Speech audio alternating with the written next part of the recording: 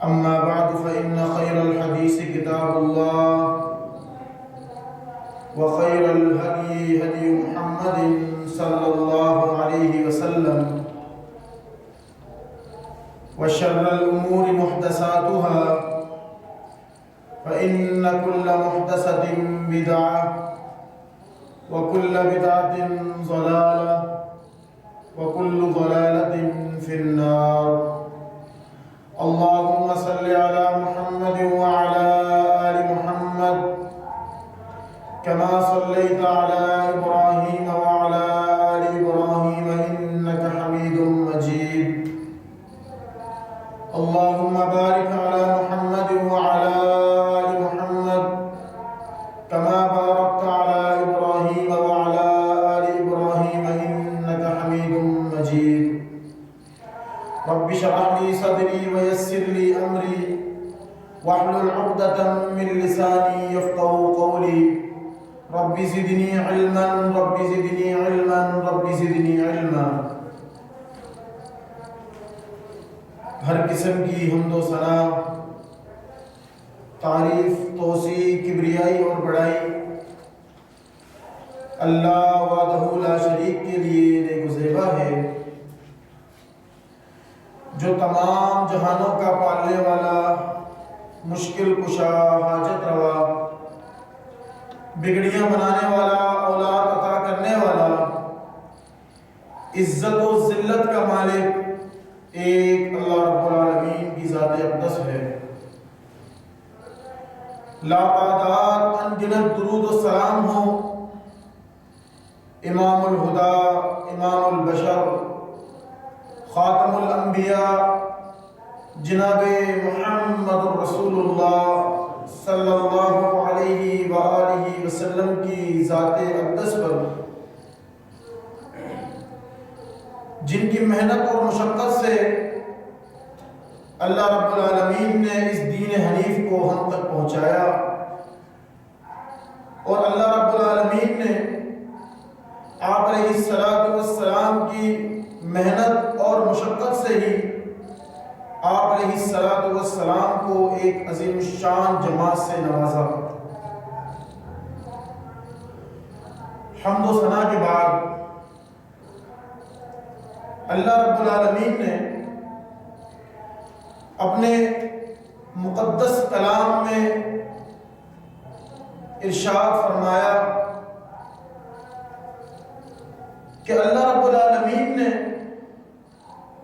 اس انسان کو دنیا میں بھیجا اپنی عبادت کے لیے، تاکہ وہ اللہ رب العالمین کی عبادت کر سکے اور اعمال صالحہ کر سکے. پھر اس کے بعد اللہ رب العالمین جب اسے موت دے گا تو اس موت کے بعد اللہ رب العالمین اسے جنت الفردوس میں جگہ عطا فرمائے. اللہ رب العالمین چاہتے ہیں کہ اس کے جو بندے اس نے پیدا کیے وہ ان کے لیے دنیا میں بھی آسانی کرے، اور کل جو بندہ حقیقی زندگی میں پہنچے وہاں بھی اس کے لیے آسانی والا معاملہ ہو. تو اللہ رب العالمین نے انسان کے ساتھ ساتھ دو چیزوں کو اور پیدا کیا. وہ چیزیں کیا ہیں؟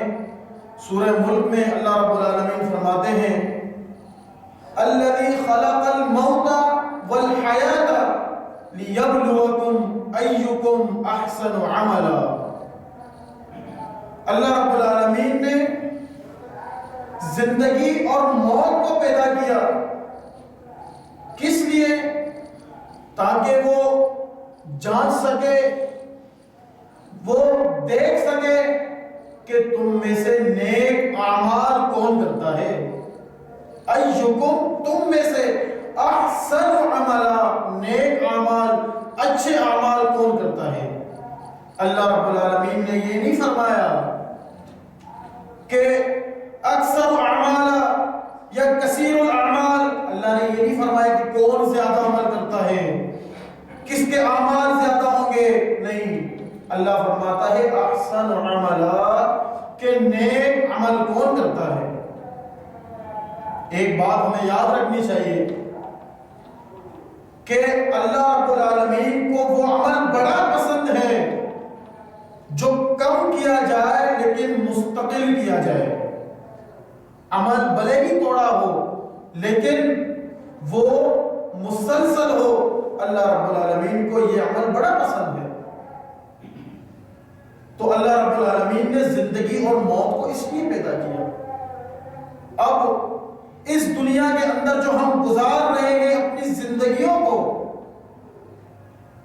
اس زندگی کو جو گزارنے کا مقصد اللہ رب العالمین نے بتایا ہے کہ جو تم زندگی گزار رہے ہو اس زندگی کے اندر اپنے آنے والی جو اخروی زندگی ہے تمہاری، اس کے لیے تیار رہو۔ اس کے لیے تم نے اپنی تیاری پوری رکھنی ہے کہ اللہ رب العالمین کسی وقت بھی تمہیں اپنے پاس بلا سکتا ہے۔ تمہاری یہ جو سانسیں چل رہی ہیں ان کا اختتام کسی وقت بھی ہونا ہے۔ اللہ رب العالمین نے ہر انسان کا جو وقت ہے وہ مقرر کر دیا ہے، لیکن اس وقت مقررہ کے بارے میں انسان کو علم نہیں ہے کہ کسی وقت بھی اس کا وقت پورا ہو اور وہ اس دنیا فانی کو چھوڑ کر اپنی حقیقی زندگی میں قدم رکھے۔ اللہ رب العالمین سورہ آل عمران میں فرماتے ہیں، آیت نمبر 185، کل نفس ذائقۃ الموت، تم میں جتنے بھی جاندار ہیں، جس کے اندر سانس چل رہی ہے، وہ حرکت کرتی ہے، اس تمام جاندار چیزوں نے موت کا ذائقہ چکھنا ہے۔ کل نفس ذائقۃ الموت، ہر نفس نے اس موت کا ذائقہ چکھنا ہی چکھنا ہے، اور جو موت کا ذائقہ چکھنے کے بعد آگ سے بچا لیا گیا، فمن زحزح عن النار، جو آگ سے بچا لیا گیا، وادخل الجنۃ فقد فاز، اور اسے جنت میں داخل کر دیا گیا، وہ کامیاب ہے۔ یعنی زندگی تو گزار رہے ہیں ہم، یہ سانسیں تو چل رہی ہیں، لیکن اس سانس کو جو چلانے والا رب العالمین ہے وہ کیا کہتا ہے کہ جو تم یہ زندگی گزار رہے ہو، اس زندگی کے اختتام پر جب تم رب کے سامنے پیش کیے جاؤ گے تو تم اپنی زندگی کا حساب دو گے کہ بتاؤ جب اللہ کا حکم تمہارے پاس پہنچا تھا، جب تمہیں رب کا حکم ملا تھا، کیا تم اس حکم کو ماننے کے لیے تیار تھے؟ ظاہری طور پر تو ہم کہتے ہیں کہ جی میں اللہ رب العالمین سے بڑا ڈرتا ہوں، میں اللہ رب العالمین کے احکامات پر عمل کرتا ہوں، لیکن کیا ہماری یہ زبان ہمارے عمل سے یہ بات ثابت ہوتی ہے کہ ہماری جو زبان ہے، جو بات ہم اپنے منہ سے نکال رہے ہیں، کیا میری یہ بات میرے عمل سے میچ ہوتی ہے؟ کیا میرے عمل کے مطابق ہے کہ نہیں ہے؟ اللہ نے تو فرمایا تھا کہ یہ جو زندگی میں نے دی تھی اس لیے کہ احسن عملا، تم نیک عمل کرو، تم جس سفر پر آنے والے ہو اس سفر کا سامان تیار کرو۔ کیونکہ تم نے سامان یہیں سے تیار کرنا ہے، وہاں تمہیں کچھ نہیں ملنا۔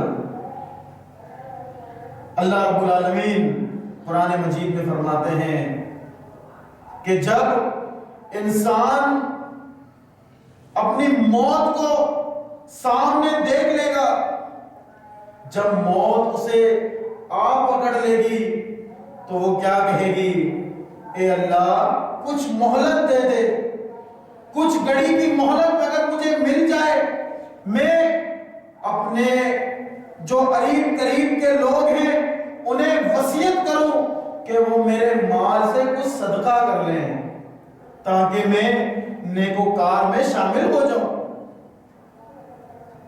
لیکن یہ بات تو اٹل ہے، یہ بات حقیقت ہے کہ اس وقت کوئی مہلت، کوئی ٹائم، کوئی وقت نہیں ملنا، کیونکہ یہ اللہ رب العالمین کا قانون ہے کہ جو وقت رب العالمین نے مقرر کر دیا، جو جگہ رب العالمین نے مقرر کر دیا، اسی جگہ پر ہماری سانس نے نکلنا ہے، اسی جگہ پر ہمارے ملک الموت نے ہماری سانس نکالنی ہے، اسی جگہ پر سے ہماری روح پرواز کر کے جائے گی۔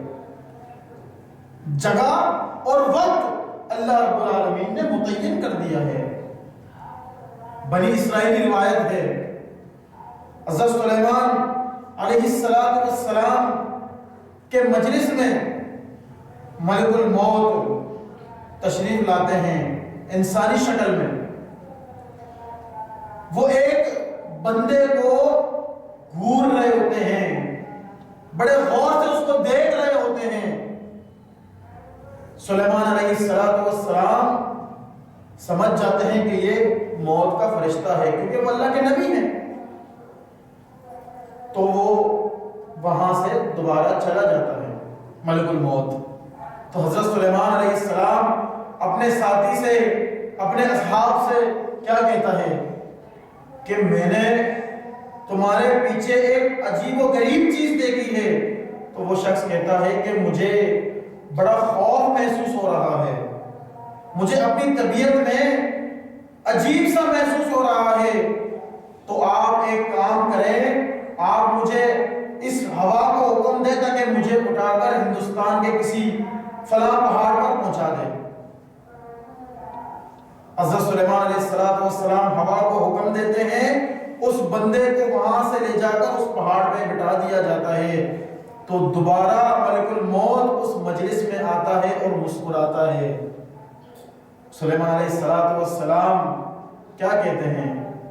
کچھ دیر پہلے اس بندے کو دیکھ کر تو عجیب و غریب طریقے سے اس کو دیکھ رہا تھا۔ تو وہ ملک الموت کیا کہتا ہے کہ مجھے رب نے حکم دیا تھا کہ فلاں جگہ جا کر فلاں وقت میں اس بندے کی روح قبض کرنی ہے، لیکن جب میں پہنچا وہ شخص آپ کی مجلس میں موجود ہے، لیکن میں وہاں سے جب چلا گیا اس جگہ پر پہنچا جہاں ہوا کے ذریعے سے آپ نے اس شخص کو پہنچایا، تو میں نے دیکھا مجھ سے پہلے وہ وہاں موجود تھا، میں اس کی روح کو قبض کر کے آیا ہوں۔ تو کہنے کا مقصد کیا ہے؟ کہنے کا مقصد یہی ہے کہ اللہ رب العالمین نے جہاں انسان کے موت کا وقت مقرر کیا ہے اور جس گھڑی مقرر کیا ہے وہ موت آخری ہی رہے گی۔ یعنی انسان کچھ بھی کر لے، اللہ رب العالمین قرآن میں فرماتے ہیں کہ تمہیں موت نے آ کر پکڑنا ہی ہے، چاہے تم بڑے بڑے مضبوط قلعوں میں ہی کیوں نہ چھپ جاؤ، موت نے آنا ہے۔ اللہ رب العالمین کا اٹل حکم ہے۔ بنی اسرائیل کی ایک اور روایت میں ملک الموت سے پوچھا گیا تم نے اتنے لوگوں کی روحوں کو قبض کیا، گنہگاروں کے، فاسقوں کے، اللہ کے باغیوں کے روحوں کو تم نے قبض کیا اور اچھے لوگوں کے بھی روحوں کو قبض کیا، جو نیک تھے، اللہ کے برگزیدہ بندے تھے، تم نے ان کی روحوں کو بھی قبض کیا۔ کیا تمہیں کبھی ان پر ترس یا رحم آیا؟ ملک الموت کیا کہتا ہے؟ دو دفعہ مجھے رحم آیا کہ اس وقت جب اللہ نے مجھے حکم دیا کہ اس عورت کی روح کو قبض کر لو فلاں جگہ پر جہاں وہ اپنے بچے کو دودھ پلا رہی ہے، اس وقت مجھے بڑا ترس آیا، چونکہ وہ رب کا حکم تھا، وہ نافرمانی نہیں کر سکتا تھا، لیکن جا کے اس نے اس کی روح نکالی۔ اور دوسرا وہ شخص جس نے اپنی پوری زندگی کی جمع پونجی لگا کر دنیا کی جنت تیار کی، وہ اس پہ قدم رکھنے ہی والا تھا کہ رب کا حکم ہوا کہ اس کی روح کو قبض کر لو۔ اس وقت مجھے بڑا رحم آیا، تو ملک الموت کے فرشتے کو کہا گیا کہ تمہیں پتا ہے یہ کون ہے؟ یہ وہی شخص ہے جس کی ماں کی روح کو تو نے قبض کیا تھا، یہ اپنی ماں کی چھاتی سے لگا ہوا دودھ پی رہا تھا، یہ وہی بچہ ہے، اور رب نے اسے پالا، رب نے اس کی پرورش کی، اور یہ رب کا باغی بن گیا، رب کی بغاوت کرنے لگا، تو اللہ رب العالمین نے اس کی سانس ہی نکال دی۔ تو اللہ رب العالمین اتنی نشانیاں ہمیں دکھاتے ہیں، قرآن ہمیں اتنی نصیحتیں کرتا ہے کہ یہ جو زندگی ہے یہ موت کی تیاری کے لیے ہے۔ جب انسان اپنی پوری کی پوری زندگی اپنے رب کے بغاوت میں، اللہ رب العالمین کے نافرمانی میں، آپ علیہ السلام کے فرامین کے خلاف اپنی زندگیاں بسر کرتا ہے، جب موت اس پر آ پہنچتی ہے تو اسے اس وقت سمجھ آ جاتی ہے کہ اس کا انجام کیا ہونے والا ہے۔ یہ کہتے ہیں نا، ایک مشہور کہاوت ہے، جیسی کرنی ویسی بھرنی۔ جس طرح کے عمل ہم کریں گے اس دنیا میں تو اللہ رب العالمین کے ہاں اسی طرح کا بدلہ پائیں گے۔ تو رسول اللہ صلی اللہ علیہ وسلم کا ارشاد مبارک ہے کہ جب انسان کی روح نکل جاتی ہے اسے اس کا ٹھکانہ دکھا دیا جاتا ہے۔ اگر وہ نیک ہے تو اسے جنت دکھا دی جاتی ہے کہ یہ تیرا ٹھکانہ ہے، کیونکہ دنیا میں رہ کر تو نے رب العالمین کی عبادت میں اپنی زندگی بسر کی، اللہ رب العالمین کی نافرمانی سے بچ کر اپنی زندگی گزاری، آپ علیہ السلام کے احکامات پر عمل پیرا ہو کر اپنی زندگی کے سارے معاملات چلائے، یہی تیرا ٹھکانہ جنت ہے۔ اور جب وہ انسان اپنی زندگی میں رب کی نافرمانی کرتا رہا، رب کی بغاوت کرتا رہا، آپ علیہ السلام کے فرامین کو پسے پش ڈالتا رہا، اسے اس بات کا خیال نہیں رہا کہ کل قیامت کے دن میں نے اپنے رب کے سامنے کھڑے ہو کر اپنی زندگی کے ہر ایک سیکنڈ کا اپنے رب کو حساب دینا ہے، اسے اس بات کا خیال ہی نہیں رہا۔ تو جب موت کا فرشتہ اس کے سر پہ پہنچے گا تو اسے اس وقت سمجھ آ جائے گی کہ ہائے، میں دنیا میں موت سے پہلے ایسے کام کر لیتا کہ مجھے آج یہ دن دیکھنا نہ پڑتا کہ میں رب کے جو بنائی ہوئی جہنم ہے اس کی وادیوں میں نہ گرتا۔ یہ چیز اللہ رب العالمین نے ہمارے اختیار میں دے دی کہ تم اپنے عمل سے جنت بھی کما سکتے ہو اور دوزخ بھی کما سکتے ہو۔ رسول اللہ صلی اللہ علیہ وسلم نے فرمایا کہ جب میت تمہارے کندھوں پر موجود ہو تو اسے لے جانے میں جلدی کرو، میت کو لے جانے میں جلدی کرو۔ کیونکہ اگر وہ نیک ہے، وہ اعمال صالح کرنے والا تھا، تو جلدی اسے اس کے ٹھکانے پر پہنچا دو، اور وہ کہہ رہی ہوتی ہے کہ مجھے جلدی لے چلو، لیکن اس کی آواز ہم سن نہیں سکتے۔ اور جو بری میت ہو، برے اعمال کرنے والا ہو، رب کا باغی ہو، رب کی بغاوت میں زندگی بسر کرنے والا ہو تو وہ کیا کہتا ہے؟ ہائے تم ہلاک و برباد ہو جاؤ، تم مجھے کہاں لے کے جا رہے ہو؟ اسے پتا ہے کہ اس کے ساتھ ادھر کیا ہونا ہے، کیونکہ اس نے جو دنیا میں کیا ہے وہ اسے اس کے سامنے دکھا دیا جائے گا کہ جو تم دنیا میں کر کے آئے ہو اب تم بھگتو، جو تمہارے اعمال ہیں رب کا تم باغی بن کے زندگی بسر کر چکے، اب بھگتو، اب تمہارا یہ ٹھکانہ ہے، یہ عذاب ہے۔ اللہ رب العالمین نے تمہارے لیے دردناک عذاب تیار کیا ہے، وَلَهُمْ عَذَابٌ أَلِيمٌ وَلَهُمْ عَذَابٌ شَدِيدٌ وَاللَّهُ شَدِيدُ الْعِقَابِ۔ اب تم اللہ کی پکڑ میں آ چکے ہو، اب بتاؤ جو تم دنیا میں رب کا باغی بن کے زندگی گزار رہے تھے، اب بتاؤ کیا کرو گے؟ اب تم رب کی پکڑ میں ہو۔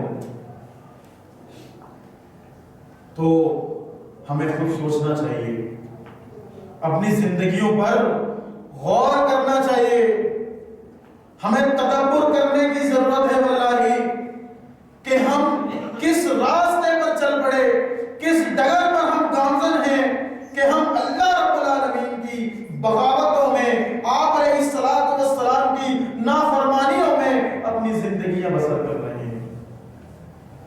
واللہ سوچنے کی ضرورت ہے، سوچنے کی ضرورت ہے۔ اگر ہم اپنے رب کے حکم کے مطابق زندگیاں بسر کریں گے، رب کے حکم کے مطابق اپنے دیگر امور چلائیں گے، رب کے حکم کے مطابق اپنے دیگر معاملات چلائیں گے، واللہ تو رب اعلان کرتا ہے کہ جو تم نیک عمل کرو گے، برائی سے بچو گے، جو تمہاری موت بھی آسان ہوگی۔ ہم اپنی زندگیوں کو ایسے بنائیں کہ رب ہماری ملاقات کے انتظار میں ہو۔ جناب محمد رسول اللہ صلی اللہ علیہ وسلم حالت نزا میں آخری سانسیں لے رہے ہیں، جبرائیل علیہ السلام حجرے میں تشریف لاتے ہیں، کیا کہتے ہیں؟ اے اللہ کے رسول، ملک الموت باہر دروازے پہ کھڑا ہے، اندر آنے کی اجازت چاہتا ہے۔ اللہ کے رسول صلی اللہ علیہ وسلم سے اجازت دیتے ہیں۔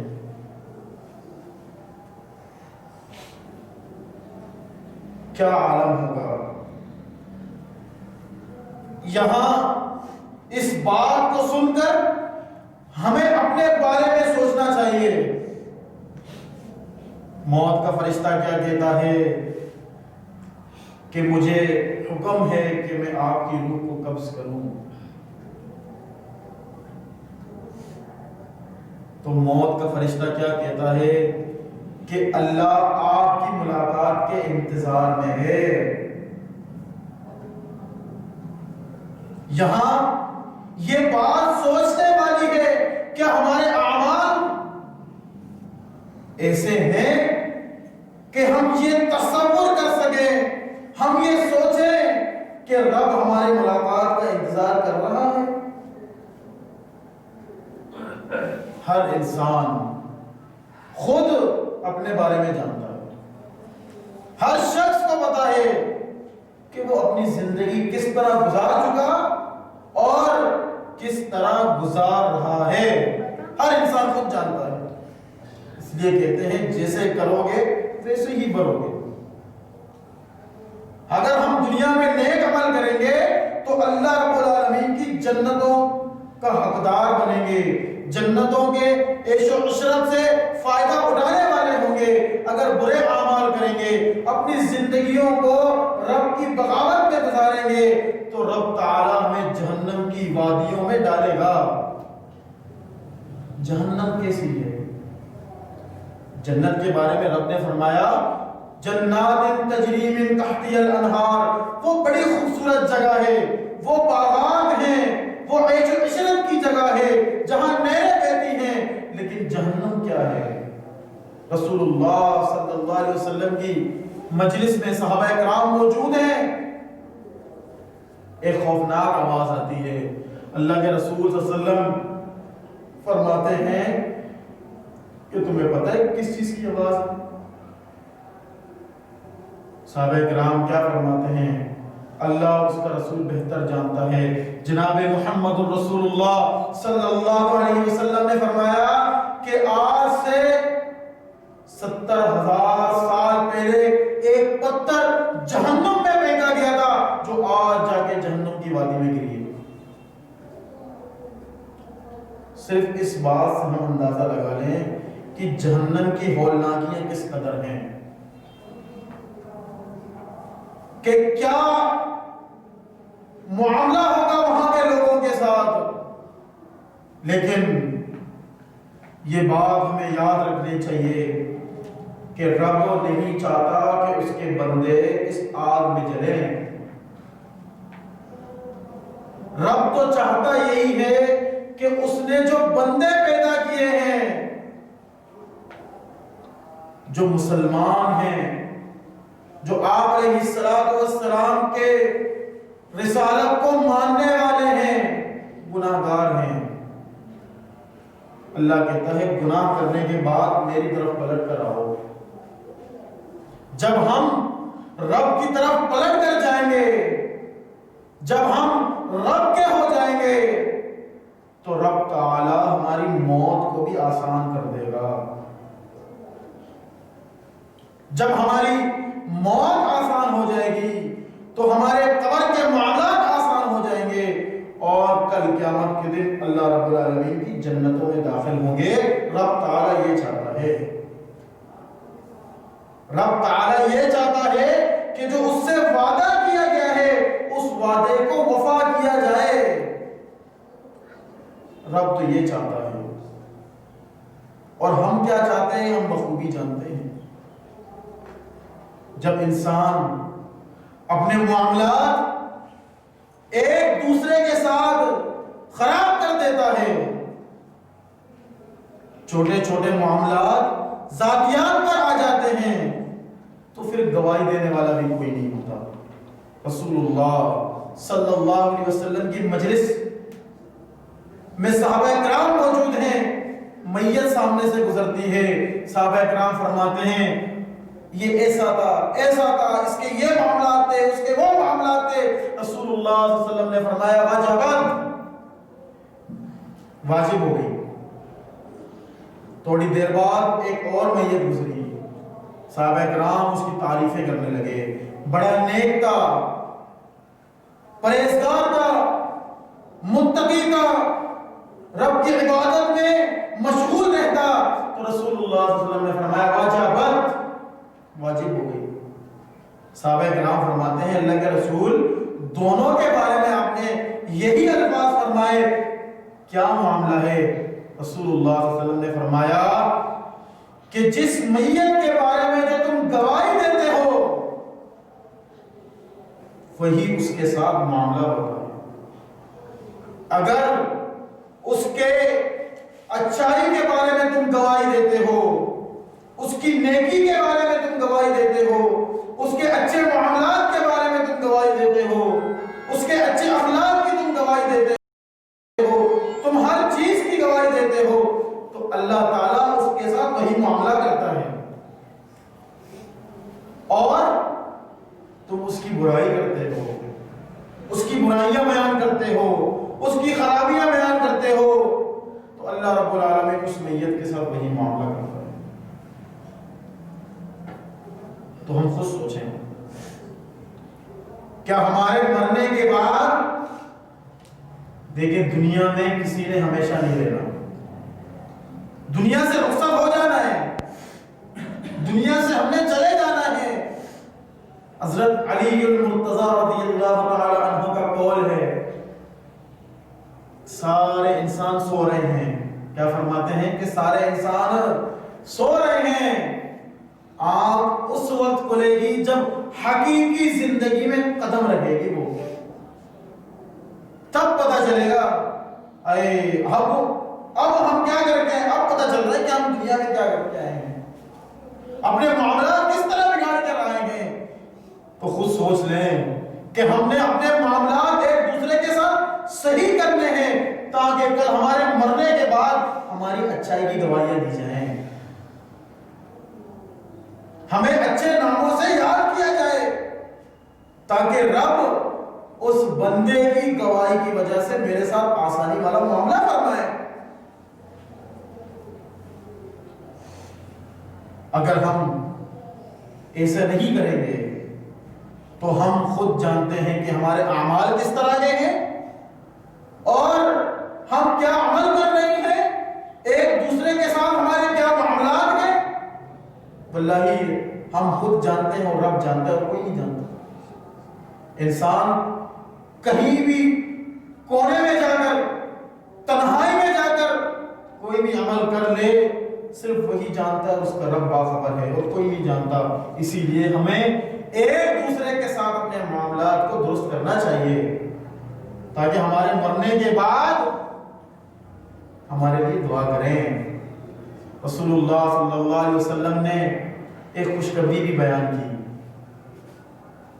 اگر میت سامنے پڑی ہو، جتنا ہی گناہگار کیوں نہ ہو، اپنی زندگی میں جتنے گناہ ہی کیوں نہ کیے وہ ہو اس نے، لیکن رب تعالیٰ کیا فرماتا ہے؟ رسول اللہ صلی اللہ علیہ وسلم کی زبان سے رسول اللہ صلی اللہ علیہ وسلم فرماتے ہیں اگر اس جنازے میں 40 ایسے بندے شرکت کریں جس نے کبھی رب کے ساتھ شرک نہ کیا ہو، اللہ رب العالمین اپنی بارگاہ میں ان 40 بندوں کی سفارش کو اس کے حق میں قبول کرے گا۔ لیکن شرط کیا ہے؟ شرط یہی ہے ہمارے معاملات درست ہوں، ایسے لوگوں سے ہماری دوستی ہو جو اہل توحید ہیں، جو رب کے ساتھ کسی کو شریک نہیں کرتے۔ ہمارے تعلقات ایسے لوگوں کے ساتھ ہوں جو متقی ہوں، پرہیزگار ہوں، جب وہ ہمارے لیے دعا کریں تو اللہ ان کی دعا کو ہمارے حق میں قبول کرے۔ ہماری اولادیں ایسی ہوں کہ ان کی وجہ سے ہمارے درجات بلند ہوں، اللہ رب العالمین ہماری غلطیوں کو معاف کرے، ہمیں جنتوں میں داخل کرے۔ ہماری اولادیں ایسی ہوں، ہمارے گھر کا ماحول ایسا ہو، ہمارے ایک دوسرے کے ساتھ تعلقات ایسے ہوں، تب جا کے یہ معاملہ بنے گا۔ بس یہی شرط ہے، بس غور اس پر کرنے کی ضرورت ہے کہ میں اپنی زندگی کس انداز میں بسر کرتا ہوں، یہ سوچنے کی چیز ہے۔ بس اللہ رب العالمین سارے گناہوں کو معاف کرنے کے لیے تیار ہے۔ جب انسان گناہ کر لے، برے اعمال کر لے، ساری کی ساری سیاکاریاں اپنی زندگی میں کر لے، لیکن ضرورت صرف اس چیز کی ہے، شرمندگی اور ندامت کی وجہ سے اپنے رب کے سامنے پیش ہو کر اپنے آنسوؤں کو گرا کر اپنے رب کے دربار میں سچے دل سے توبہ کی جائے تو رب فرماتے ہیں جتنے تمہارے گناہ ہیں، اگر یہ گناہ زمین و آسمان کے درمیان جتنی جگہ ہے اس جگہوں کو گناہوں سے بھر دو، اللہ فرماتا ہے یبدل اللہ سیئاتہم حسنات، یہ جتنے تمہارے گناہ ہیں، برائیاں ہیں جو تم نے رب کی بغاوت میں زندگیاں بسر کی ہیں، ان ساری چیزوں کو اللہ کیا کہتا ہے؟ یبدل اللہ، بدل دوں گا، سیئاتہم، تمہارے گناہوں کو، حسنات، نیکیوں میں۔ سارے کے سارے جتنے بھی گناہ ہیں سب کو اللہ نیکیوں میں بدل دے گا۔ اللہ تعالی ہمیں توبہ کرنے کی توفیق عطا فرمائے اور ہمیں اس انداز میں زندگی بسر کرنے کی توفیق عطا فرمائے جس طرح اس کا حکم ہے، نبی صلی اللہ علیہ وسلم کا حکم ہے، اور اللہ تعالی ہمارے ایک دوسرے کے ساتھ معاملات کو درست فرمائے۔ اقول قولی ھذا استغفر اللہ لی ولکم ولسائر